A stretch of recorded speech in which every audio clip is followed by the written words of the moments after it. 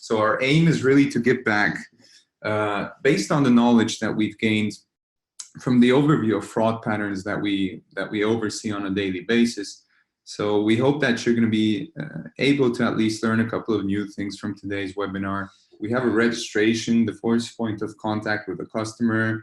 Then the customer logs in and they deposit. And then if they were happy with their games, then they're most likely going to withdraw. So now that we've covered the crucial points of touch with the customer, let's take a look at the various points of information that we can assess about them. And we want to authenticate our users on the one hand to make sure that they're legit, meanwhile minimizing our risk. But clearly, there's going to be a constant tension between the user experience and the fraud prevention side of things. So we have our classical KYC methods on the one hand, which are ID verification, for example, phone number verification or two-factor authentication, credit card pre-authorization, for example. But these are all processes which cause a certain amount of friction in the user experience.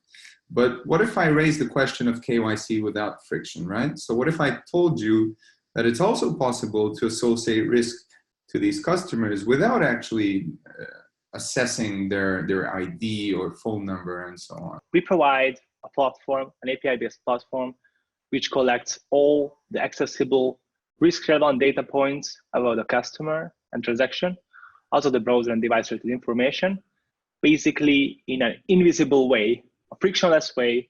So no pop-ups, no authorization, nothing. They just enter their email on the form or the phone number, and basically in the backend, we provide back all the relevant information, the risk score, the decision from our end to our client. So this way, the gambling operator can instantly filter out the high-risk customers.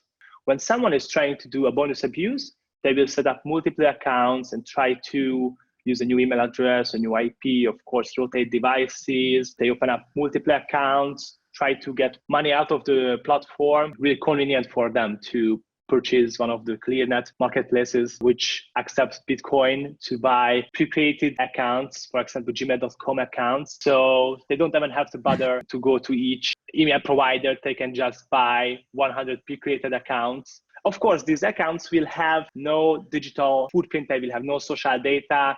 There were no part of any data breach, so we can actually pinpoint automatically if they are fake one or they are legitimate. There are a lot of other tools available for fraudsters, for example, to bypass phone verification.